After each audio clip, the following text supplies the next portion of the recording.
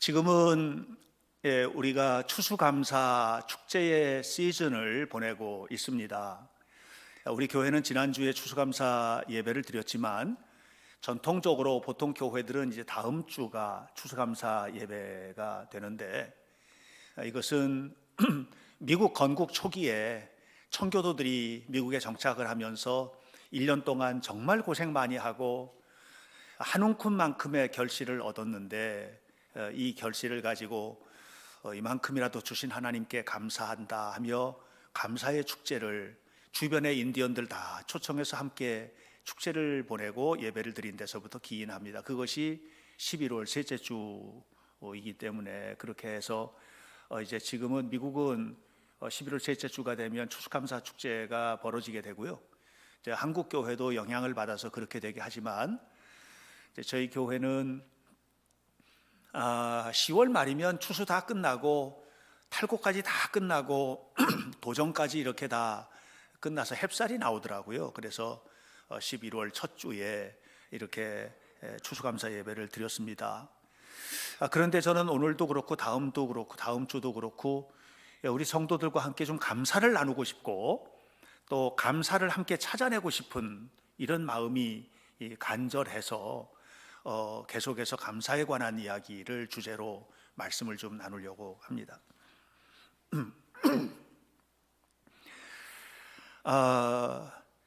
오늘 성경 본문에 있는 말씀은 감사와는 좀 거리가 먼 생뚱맞은 말씀과 같으지만, 사실은 저는 이 말씀 속에 하나님께 대해서 우리가 얼마나 크게 감사해야 될지에 대한 것들을 찾았기 때문에 여러분들과 함께 이 본문을 나누면서, 오늘 성경 18절에 모세가 주의 영광을 내게 보이소서 하고 하나님께 기도하는 장면이 나오지 않습니까? 바로 이 말씀을 근거로 설교 제목을 잡았습니다. 주의 영광을 보이소서. 원래 오늘 설교하려고 했던 제목은 감사합니다, 충분합니다 였는데, 이렇게 이제 말씀을 좀 나누려고 합니다. 우리가 살다 보면 마음껏 고함치고 싶은 기쁜 일들이 있거든요. 너무너무 충격적으로 기쁜 일들이 있습니다. 물론 슬픈 일도 있지만, 우리나라가 2002년 월드컵을 열었을 때 4강에 올라갔잖아요. 올라가는 경기들마다 너무 드라마틱해서 그냥 고함을 지르고, 그때는 저희가 이제 아이파크 아파트에 살았는데 저희 집이 15층이었거든요. 그냥 가만히 누워 있어도 알아요. 골 들어가면 아파트가 거기에 여러 동이 있는데 그냥 그 아파트가 들썩할 정도로 고함을 지르고 했던 기억이 지금도 생생합니다. 아주 오래전에 저희 교회 교인들이 아이들과 함께 이 하이닉스가 동해안에 옥계 해수욕장에 캠프를 열고 거기다가 개방을 해서 직원들이 마음껏 사용하도록 이렇게 했는데, 그때 이제 저희 교회가 거기를 간 적이 있었거든요. 거기 가면 누가 설치를 해놨는지 큰 TV 화면이 설치되어 있고, 그리고 거기에서는 박찬호 선수가 메이저리그에서 야구하는 경기를 생중계로 하는데, 사람들이 모두 다 그 앞에 앉아가지고 그냥 공 하나 던질 때마다 환호성을 지르고, 그렇게 즐거웠었던 기억이 저는 지금도 생생합니다. 올해 코로나19 팬데믹 때문에 온 세계가 무너지고 있고 참 힘든데, 이제 가끔 외국에 있는 우리 교우들이나 또 지인들이나 메시지나 통화를 하다 보면 이런 얘기를 해요. 한국 사람이라는 게 전에는 그냥 별로 이렇게 크게 뭐 내세울 것, 자랑할 것 이런 것들이 크게 뭐 있지 않았는데, 이 코로나19가 진행되면서 죄송합니다. 코로나19가 진행되면서 한국의 이런 여러 가지 방역의 조치들이나 또 우리 국민들이 대응하는 이런 태도들이나 이런 태도들 때문에 방송에 많이 나온대요. 그러다 보니까 이 한국인으로서의 자긍심과 자랑스러움 같은 것들이 많이 이제 생기게 됐다고 하는 그런 얘기도 제가 들은 적이 있습니다. 매우 자랑스러운 일이라고 생각합니다. 여러분, 여러분들이 한번 생각해 보십시오. 지금까지 살면서 환호성을 지를 만큼 기뻤던 일들. 제가 2002년 월드컵 얘기도 하고 박찬호 선수나 또는 다른 얘기들도 했지만 여러분들이 생각하고 있는 정말 기뻤던 일들, 이것을 수천만 배로 크게 확대해서 한번 생각해 보세요. 수천만 배. 자, 그 엄청난 영광, 이것을 하나님 앞에 딱 갖다 놓으면 하나님의 영광에 비하면 희미한 그림자 정도밖에 안 될 것이라고 저는 생각합니다. 하나님의 영광은 그렇게 크고 그렇게 놀라운 것입니다. 그런데 모세가 그 영광을 보여달라고 하는 거예요. 여러분, 우리는 하나님의 영광을 볼 수가 없습니다. 오죽하면 오늘 성경에 그랬겠습니까? 내 얼굴을 보면 살자가 없다, 20절에. 내 얼굴을 보고는 살자가 없다. 하나님의 영광 앞에 서서 고개를 들고 볼 자도 없고 그 앞에서 살아남을 수 있는 자도 없을 만큼 그렇게 엄청난 영광이 하나님의 영광입니다. 여러분, 혹시 하나님의 영광을 경험한 적이 있습니까? 저는 이사야서 6장에서 하나님의 영광을 경험한 이사야 선지자를 만나게 됩니다. 이사야 선지자는 그 당시에 너무 우울하던 시대에 살았습니다. 우시아 왕은 죽었고, 그리고 세계적인 정세는 점점 어렵고 힘들고 이런 여러 가지 환경들, 그래서 나라가 위태하고 또 사람이 살기에 너무너무 힘들었던 그와 같은 당시의 상황들, 이런 상황들 속에서 이사야는 너무 낙심하고 좌절해 있었는데, 그러던 그가 어느 날 성전에서 하나님의 영광을 만납니다. 이사야 6장은 바로 그렇게 성전에서 하나님의 영광을 만나는 이사야의 이야기가 기록되어 있거든요. 하나님의 영광을 만났는데 그 성전 가득히 스랍들이 날아다니면서 노래를 부르는 거예요. 스랍은 천사를 말합니다. 천사를 다른 말로 표현들을 많이 하는데 스랍이라기도 하고 또는 그룹이라고도 표현하기도 합니다. 근데 스랍들이 나는데 날개가 6개인데 이 6개의 날개로 날개짓을 하면서 날면서 뭐라고 노래를 하느냐 하면 하나님의 영광이 온 땅에 충만하도다, 이렇게 하면서 노래를 하는 거예요. 저는 사실 지금은 그 말이 무슨 말인지 전 다 이해를 합니다. 그런데 제가 처음 신앙생활을 시작을 하고 또 신학교를 가고 성경을 읽고 이렇게 하다가 이사야 6장에서 이 말씀을 만났을 때 아주 이상하다. 하나님의 영광이 온 땅에 충만하다니. 아무리 봐도 하나님의 영광 눈에 안 보이고, 아무리 둘러봐도 세상의 일들이 너무 힘들고 나도 너무 힘들고 너무 고통스럽고 무너지고 좌절하고 아프고 눈물 나고 힘들고 이런 일만 많은데 어디서 하나님의 영광을, 어디에 하나님의 영광이 있단 말인가? 과연 하나님의 영광이 온 땅에 가득하다고 어디에 하나님의 영광이 있어? 이런 생각이 들었었습니다. 간증하고 다니는 사람들 보면 그건 그 사람의 이야기지 내 얘기가 아닌 겁니다.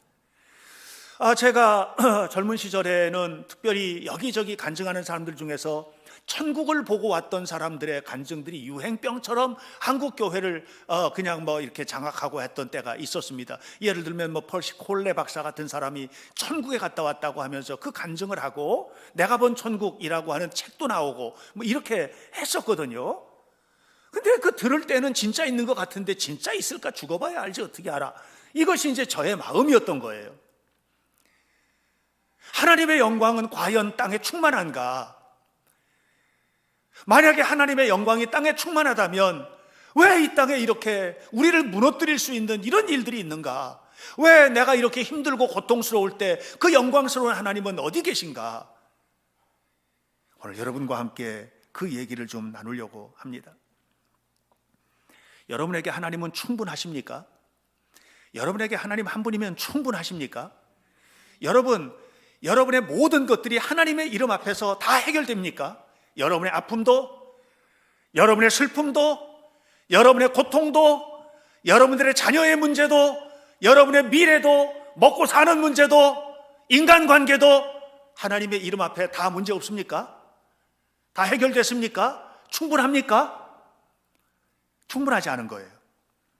그래서 우리는 하나님의 영광을 못 만난 거예요. 모세는 하나님을 가장 가까이에서 만났던 사람입니다. 모세는 불타는 떨기나무 가운데서 하나님을 만났습니다. 하나님의 음성을 들었습니다. 그 불타는 떨기나무가 살아서 계속해서 불이 붙는데 나무는 없어지지 않는 그 모습을 보면서 너무 깜짝 놀랐죠. 그 이후에 이스라엘 백성들을 이끌고 애굽에서 홍해를 거쳐서 광야로 와서 시내산에 올라갔습니다.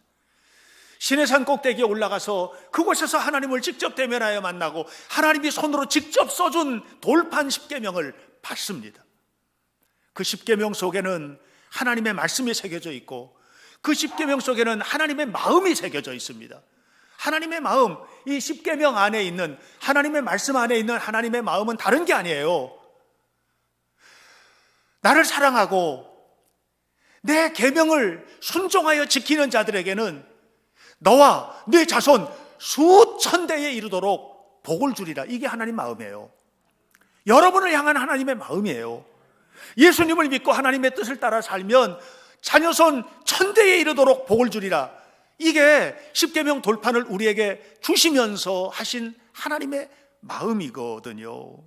모세가 이걸 다 경험을 하는 겁니다. 지금 너무너무 감사하고 행복한 것뿐입니다. 왜? 하나님의 영광을 직접 봤으니까. 그런데 그때 바로 산 아래 이스라엘 백성들이 있었습니다. 모세가 산에 올라가서 40일 동안 안 내려오는데 죽었는지 살았는지, 어떻게 사람이 물 안 먹고 안 맞고 음식 하나 안 먹고 40일 동안 살아요? 하나님이 붙잡아 주시지 않으면 가능하지 않은데 이스라엘 백성들은 이거 모르는 겁니다. 모세는 죽었다고 생각을 하는 거예요. 그리고 밑에서 금송아지를 만들었습니다. 금송아지를 만들었습니다. 왜 금송아지를 만들었느냐 하면 우리를 인도해 가는 분이 하나님이라는데 하나님 눈에 보이지도 않고 손으로 만져지도 않고, 그러니까 눈에 보이는 거 달라, 손으로 만져지는 거 달라, 우리가 함께 가는 것을 볼 수 있는 걸 달라, 이렇게 해서 화려한 금으로, 인간이 갖고 싶은 최고의 것이 금덩어리거든요. 화려한 금으로 만든 송아지를 만들어 놓고 춤을 추며 즐거워했습니다. 이스라엘 백성들은 이름뿐인 하나님이 아니라 구체적으로 눈에 보이고 손에 잡히는 하나님을 원한 겁니다. 왜? 지금 하나님으로는 충분하지 않다고 생각한 거예요. 여러분의 삶에는 하나님 한 분이면 충분하십니까? 여러분의 삶에는 하나님의 이름이면 충분하십니까? 여러분은 하나님과 함께 동행하는 그 삶 자체에 충분하십니까? 여러분의 마음속에 하나님 이외에 다른 문제로 불만 없습니까? 여러분의 삶에 있는 모든 문제들과 고통들이 하나님 이름 앞에서 모두 해결됐습니까? 충분하지 않은 거예요. 하나님만으로 충분하지 않습니다. 이것이 여러분, 우리 모두에게 마음속에서 나오고 있는 이런 생각들입니다. 2000년 대한민국은 우울공화국이라고 합니다. 이건 제 말이 아니고 신문에 뒤져보십시오. 그러면 부동산 문제 때문에, 경제적인 문제 때문에, 이런 문제 때문에, 저런 문제 때문에 대한민국은 우울공화국. 이게 신문에 그렇게 나왔더라고요. 그래서 제가 그걸 본 겁니다. 2000년에 대한민국은 우울공화국. 여러분, 작년 2018년에서 2019년 넘어올 때 자살률이 증가했습니다. 계속 떨어진 자살이 2018년, 19년으로 증가했거든요. 2019년에서 2020년 넘으면서 더 증가하고 있어요. 그러면서 자살하고 싶은 충동이 있는데 이 충동률이 2019년에 4%였답니다. 그런데 2020년에 자살 충동을 느끼는 숫자가 14%로 증가를 했다고 합니다. 얼마 전에 코미디언 희극인 가운데 제가 굉장히 착한 아가씨라고 생각했거든요. 이 박지선 씨가. 그런데 느닷없이 자살을 한 거예요. 저는 너무 충격을 받았습니다. 이 아이가 왜 죽었지? 이 아이가 이렇게 명랑한 아이가 그 피부 때문에, 얼굴 피부 때문에 이게 피부 트러블이 너무 심해서 그래가지고 방송에 나오면서도 화장도 못하는 것이 핸디캡이어가지고 늘 스트레스를 받았다고 그래요. 그래도 명랑하게, 그래도 즐겁게 이렇게 지냈던 여성 코미디언인데 갑자기 어머니하고 함께 동반 자살을 했다고 합니다. 저는 그 소식을 듣고서는 너무 큰 충격을 받고 너무 마음이 아팠거든요. 왜 자살했을까요? 모든 것이 만족하다면 자살하지 않았겠지요. 충분하지 않은 거예요. 지금 충분하지 않다고 생각을 해서 극단적으로 생각해서 14% 정도 증가한 사람들이 자살 충동을 느끼고 있다는 거예요. 여러분은 충분하십니까? 여러분은 어떠십니까? 여전히 힘들고 여전히 아프고 여전히 고통스러운데 그 속에서도 우리는 과연 하나님의 이름을 가지고 충분하다고 느끼고 그렇게 살아가고 있는가라고 하는 것입니다. 저는 우리 예수 믿는 사람들은 세상 사람들하고 다른 조건 속에서 사는 사람이라고 생각합니다. 여러분, 우리는 세상 사람들과 같은 조건으로 살아가는 사람이 아니고 같은 조건을 가지고 경쟁에 뛰어드는 사람도 아닙니다. 모세가 시내산에 올라가서 기도하잖아요. 열심히 기도를 하고 있는 동안에 밑에서는 세상적인 조건을 추구하는 거예요. 눈에 보이는 거, 손에 잡히는 거, 이 세상의 거, 눈에 보이는 하나님, 이거 달라, 이렇게 해서 금송아지를 만들고 있는 동안에 모세는 시내산 위에서 40일 동안 굶었어도 너무너무 만족한 거예요. 너무너무 감사한 거예요. 그곳에서 십계명 돌판을 들고 내려올 때 얼굴은 빛나는 광채, 그 40일 굶은 사람이 피골이 상접해서 새카매 내려오는 것이 아니라 광채나는 얼굴로 내려왔다고 했습니다. 그런데 이스라엘 백성들이 그 난리가 난 겁니다. 금송아지를 만들어 놓고 하나님께서 뭐라고 하시느냐 하면 이 민족을 쓸어버리겠다는 거예요. 이 민족과는 이제는 함께하지 않겠다. 여러분, 이 함께하지 않겠다라고 하는 말을 깊이 들으셔야 됩니다. 이게 핵심이거든요. 이 민족과는 더 이상 이제 함께하지 않겠다, 이렇게 이야기를 했습니다. 출애굽기 33장 12절로부터 17절까지 보면 바로 그런 하나님 앞에 모세가 엎드려서 기도하는 기도의 이야기가 나오는데, 이 이야기에서 무슨 얘기를 하느냐 하면, 하나님 그럴 수 있습니까? 함께 하시지 않겠다니요. 하나님이 택하지 않았습니까? 누가 택해달라고 했습니까? 하나님이 택하지 않았습니까? 여러분, 하나님이 택한 거예요. 여러분, 요한복음에 보면 뭐 이렇게 너희가 나를 택한 것이 아니고 내가 너희를 택하여 세웠나니 그러셨잖아요. 하나님이 택했으니까 하나님이 책임지셔야지. 함께하지 않겠다는 말이, 이 말이 도대체 무슨 말이란 말입니까? 하고 모세가 울부짖어 기도를 합니다. 하나님이 구별하셨으니 하나님이 책임지셔야죠. 하나님이 여기에 이끌어내셨으니 하나님께서 같이 가셔야죠. 하나님이 쓸어버리겠다고요? 하나님이 함께하지 않겠다고요? 말이 되는 소리를 하십시오 하면서 모세가 항변하며 하는 기도의 내용이 나옵니다. 핵심입니다. 이게 이스라엘 백성들은 눈에 보이는 금송아지를 원했는데 모세는 눈에 보이지도 않고 만져지지도 않지만 함께하는 하나님을 원하고 있는 거예요. 여러분, 이게 중요합니다. 하나님의 임재가 중요합니다. 믿는 사람과 믿지 않는 사람을 구분하는 핵심이 뭐냐? 하나님의 임재예요. 여러분, 돈, 명예, 세상적인 권세, 이것이 우리와 세상 사람들을 구분하는 구분이 아니에요. 우리와 세상 사람들을 구분하는 것은 딱 하나입니다. 그것은 하나님의 임재입니다. 우리가 천사의 말을 해도, 사람이 천사 같은 말을 해도 하나님의 임재가 아니면 그것은 아무것도 아니라는 거예요. 우리가 아무리 대단해서 산을 옮길 만한 엄청난 능력을 가지고 뭐 기적을 베풀어도 하나님의 임재가 아니면 헛것이라는 거예요. 내 몸을 불사를 만한 그런 사랑을 베푼다 할지라도 사랑이 없으면 내게 아무 유익이 없느니라. 이것이 고린도전서 13장에서 사도 바울이 우리에게 가르쳐주고 있는 내용입니다. 여러분, 세상 사람들도 자선합니다. 세상 사람들도 돕고 삽니다. 세상 사람들도요, 나라를 위해서도 목숨 바치고, 전쟁에 나가서 목숨 바치고 이렇게 다 합니다. 그래도 하나님의 임재가 아니면 그들과 우리가 구분되는 게 아니라는 거예요. 오늘 우리에게 중요한 것은 뭐냐면 하나님의 임재입니다. 여러분, 하나님께서 함께 하심에 대해서 간절하십니까? 제가 아주 작은 시골 교회에, 정말 작은 시골 교회에 봉헌 예배를 간 적이 있었습니다. 오래전에. 그런데 그 교회의 순서가 이제 뭐 아주 작은 교회니까요. 예식이 진행이 되는 중에 장로님이 나오셔서 기도를 하는 거예요. 연세가 많이 드신, 은퇴를 한두 해 앞두신 그런 장로님, 수석 장로님이신데, 장로 한 분밖에 안 계신데, 근데 이 장로님 나오셔서 기도를 하시는데요. 시골의 농사꾼 장로님이세요. 양복 다 떨어진 허른 양복 입고 넥타이도 낡은 넥타이 매시고 나와가지고 어눌한 목소리로 기도를 하시는 거예요. 저는 그 기도에 진짜 은혜를 많이 받았습니다. 너무 큰 은혜를 받았습니다. 그래서 너무 좋다. 저런 장로님이 계시니까 이 교회가 이렇게 아름답게 세워지는구나, 시골 교회인데도, 이런 생각이 들었어요. 끝나고 나서 식사를 함께 하는데 앞에 앉아있던 목사님들 같이 얘기를 나누는데 한 분이 느닷없이 그러는 거예요. 오늘 그 장로님 기도에 너무 마음에 감동을 받았어요. 그러는 거예요. 그랬더니 옆에 있는 사람이 또 그러는 거예요. 그 장로님 기도가 너무 좋았다고. 그래서 제가 너희들도 그랬니? 나도 너무 좋더라. 선배님도 그러셨어요. 저도 너무 좋던데요. 이렇게 하면서 서로 얘기를 나눴어요. 그 기도 속에 있었던 건 다른 게 아니에요. 주님의 마음이 있었던 거예요. 하나님의 임재. 여러분, 하나님의 임재가 사람을 다르게 만드는 거예요.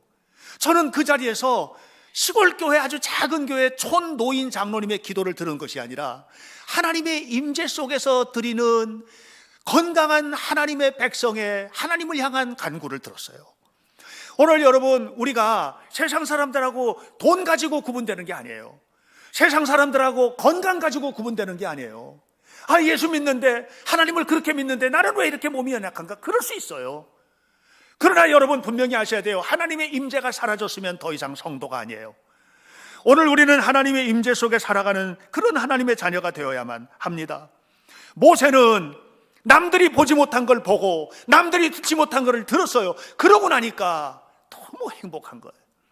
제가 그 유튜브에서 어느 날 좀 이렇게 아름다운 찬양을 좀 듣고 싶어서 찬양을 찾는데 소향이라는 가수가 있습니다.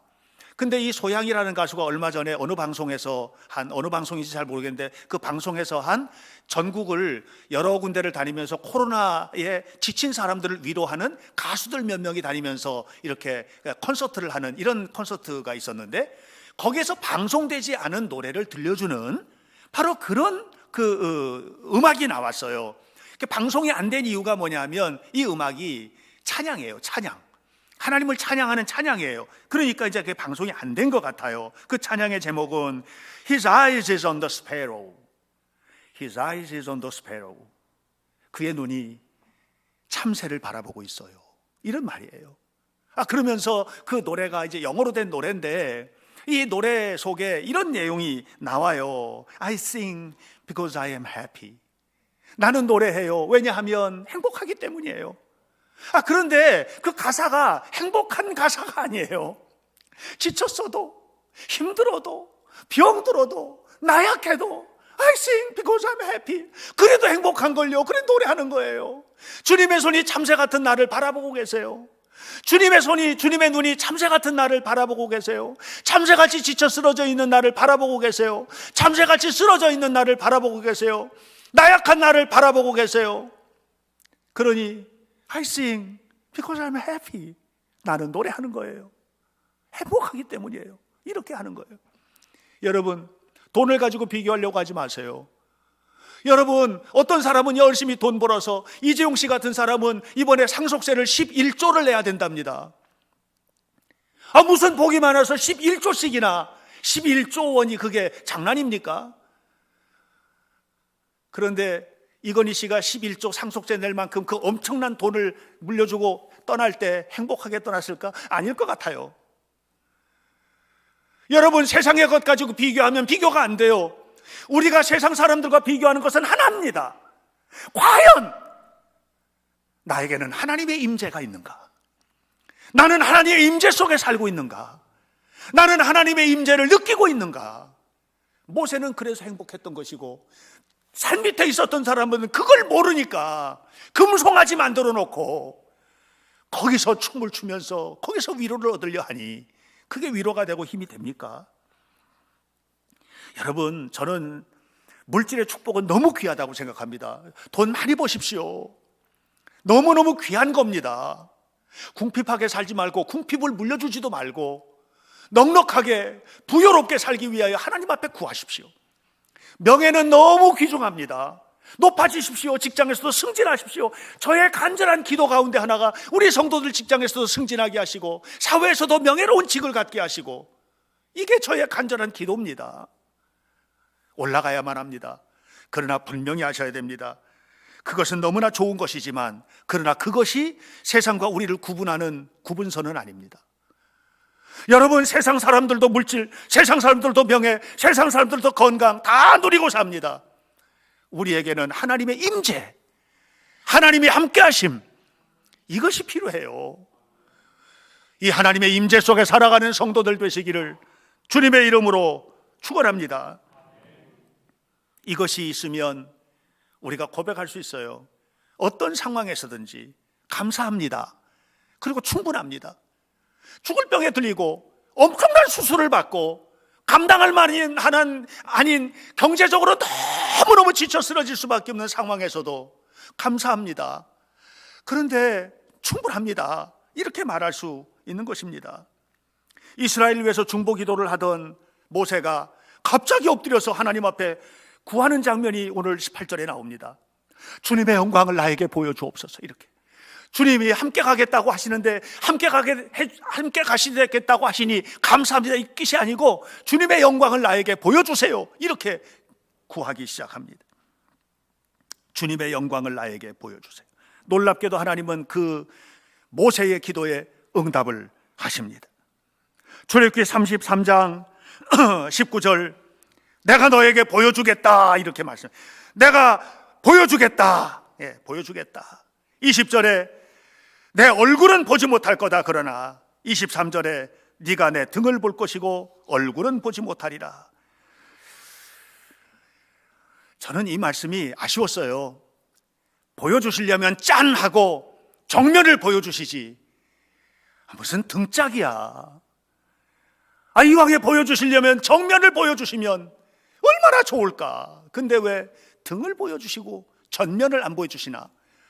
사람들은 그 다음 말 얼굴을 보지 못하리라. 왜냐하면 20절에 내 얼굴을 보고는 살 자가 없기 때문에 이렇게 연결해서 해석하는데 저는 그렇게 해석하지 않았습니다.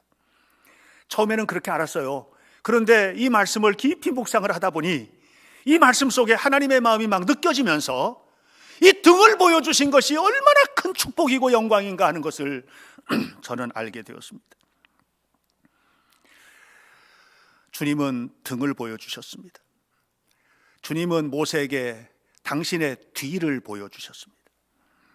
등은 마음입니다. 등은 삶입니다. 제가 언젠가 아이파크 아파트에 신방할 일이 있어서 올라가는데 웬 할머니가 3차 아파트 앞에서 손주를 등에 업고 있는 것을 봤습니다. 연세도 높으신데 저렇게 업고 계시나. 80도 넘으신 것 같아요. 그런데 건강해 보이지도 않고 키도 작으신데. 그런데 올라가서 다 일 마치고 내려오는데 그때까지 업고 계시는 거예요. 여러분, 등은 그런 것입니다. 하나님의 등은 그런 것입니다. 하나님은요, 아무리 힘들고 고통스러워도 여러분 모두를 다 등에 업기를 원하시는 거예요. 모세가 본 등은, 하나님의 등은 그냥 등이 아니에요. 내가 너를 업어서 기르겠다는 거예요. 너를 내가 업고 가겠다는 거예요. 내 모든 것을 너에게 주겠다는 거예요. 저는 가끔 저희 어머니가 걸어가실 때 뒷모습을 볼 때 있습니다. 뒷모습을 보면요, 너무 짠하고요, 그냥 그 모든 인생이 그 속에 있어요. 제가 우리 성도들 교회 왔다가 가면 갈 때까지 지켜볼 때가 많습니다. 문 밖에까지 나와서 차 타고 갈 때까지 지켜볼 때가 많습니다. 왜냐하면 그 뒷모습 속에 그의 모든 게 다 보이는 걸요. 모든 게 다 보이는 거예요. 어떨 때는 얼마나 아플까, 얼마나 힘들까, 그 등에 있고요. 어떨 때는 너무 좋다, 이것도 그 등에 있고요. 다 있어요. 여러분, 사람이 전면으로 딱 봤을 때는 너무 단호해요. 그런데 뒷모습은요, 그 단호함 뒤에 숨겨져 있는 모습들이 그 등에 다 나타나는 것을 저는 봅니다. 사랑하는 성도 여러분, 하나님의 등은 그런 것입니다. 하나님의 등은 이스라엘 백성들을 업고 영원토록 버리지 않고 포기하지 않고 이끌고 가겠다고 하는 하나님의 결단입니다. 모세는 하나님의 등을 본 순간 하나님의 마음을 읽어버렸습니다. 그리고서는 이제는 안심입니다. 왜? 하나님께서 이끌어 가신다니까. 하나님께서 인도하신다니까. 등을 보여주셨으니까 거기에 그냥 업히기만 하면 되니까 염려가 없는 그런 삶으로 돌아가게 된 것입니다. 서론의 이야기로 다시 돌아갑니다. 이사야가 성전에서 스랍들이 날개짓하면서 날아 찬양하는 것을 들었습니다. 하나님의 영광이 온 땅에 충만하도다. 하나님의 영광이 온 땅에 충만하도다. 어떻게 온 땅에 하나님의 영광이 충만한가? 저기 저렇게 더러운 악이 행하는데, 저기 저렇게 더러운 사기꾼들이 가득한데, 저기 저렇게 아프고 고통스러운 사람들이 많은데, 여러분 지금도 병원에 가보십시오. 암병동에요. 내일의 희망이 없는 사람들이 너무너무 많습니다. 여러분 저 아프리카 동네에서 제3세계에 가보십시오. 1.5초에 한 명씩 영양실조로 죽는답니다. 이런 세상인데 어디에 하나님의 영광이 가득한가? 여러분 아셔야 돼요. 그것은 인간이 만들어낸 세상이에요. 그런데 His eyes is on the sparrow. 하나님의 눈은 참새를 바라보고 계세요. 하나님의 영광은 온 땅에 충만합니다. 그것을 바라보고 계시고, 그것을 또 바라보고 계시고, 거기를 또 바라보고 계십니다. 그리고 거기를 누가 가느냐? 하나님의 마음을 품은 자들이 거기를 가는 거예요. 지금부터 130년 전에 저 미국 땅에서 눈이 파란 사람들이, 얼굴에 이 머리카락이 금발인 사람들이 대한민국 땅, 이 땅에 아무런 희망도 없는 이 땅에 그들이 하나님의 마음을 품고 왔습니다. 그리고 이 땅에 하나님의 임재로 가득한 땅을 만들어 놓은 거예요. 여러분 지금도 이런 일들은 수도 없이 벌어지고 있습니다. 여러분들은 아셔야만 합니다. 저는 목회를 하면서 평범한 사람들, 그것이 바로 평범한 사람들 속에 고린도후서 4장 7절에 있는 말씀처럼 보배를 지닌 사람들을 본 적이 너무 많습니다. 너무 평범한데 예수님 보배를 지니고 있는 거예요. 그래서 이 평범한 사람들이 이 보배이신 그리스도와 함께 살아가는 그 삶을 보면서 감동하게 되는 거예요. 아주 옛날에 로렌스라고 하는 사람이 있었습니다. 서기 258년에. 그런데 이 로렌스라는 사람이 뭐 하냐면은 가지고 있는 거를 자꾸 나눠주는 거예요. 어려운 사람 나눠주고 가난한 사람 나눠주고 자꾸만 나눠주는 거예요. 근데 이런 나눠주는 소식이 누구한테 들렸냐면은 로마 황제의 귀에 들렸다고 합니다. 기독교를 너무나 증오하던 발레리안이라는 황제의 귀에 이 사람 얘기가 들린 겁니다. 발레리안이 로렌스를 불러들인 겁니다. 불러들여라. 그런데 그가 돈이 많아서 막 나눠주나 본데 그가 가지고 있는 모든 보물들을 전부 다 가지고 오게 해라. 이렇게 했습니다. 그런데 로렌스가 로마 황제 앞에 섰는데 덜렁 자기 몸뚱이 하나만 선 겁니다. 보물을 가져오라고 했는데 그랬더니 로렌스가 하는 말이 옷을 벗고 가슴을 열어 보이면서 보물은 이 안에 담겼습니다. 예수님이 보배입니다. 예수님이 보물입니다. 여러분은 보배이신 그리스도를 가슴속에 가지고 계십니까? 그렇다면 여러분 온 땅에 충만한 하나님의 영광은 여러분 가는 곳마다 이루어지게 될 것입니다. 여러분의 가정에 하나님의 영광이 가득합니까? 만약에 그렇다면 여러분 속에 계신 그리스도께서 하시는 일입니다. 여러분의 가정에 하나님의 영광이 가득한 것이 아니라 다툼과 시기와 가정 안에서도 온갖 갈등들이 벌어지고 있다면 아직 이 안에 예수님을 모시지 못한 것입니다. 하나님의 영광을 내게 보이소서. 하나님의 영광을 내게 가진 자, 이 영광을 가지고 하나님 앞에 살아가는 자, 그렇다면 어떤 환경에서든지 어떤 처지에서든지 한 가지입니다. 하나님 감사합니다. 그리고 충분합니다. 하나님의 은혜만으로 충분합니다. 부족해도 하나님 감사합니다. 연약해도 하나님 충분합니다. 이렇게 주님 앞에 살아가면서 여러분의 삶 속에 베푸신 하나님의 은혜로 승리하시기를 바라고, 앞으로 살아가는 한 주간 그리고 우리가 살아가는 모든 날 동안에 하나님의 영광과 더불어 살아가는 여러분의 삶 속에 감사와 충만한 은혜가 가득하시기를 예수님 이름으로 간절히 축원합니다. 기도하겠습니다.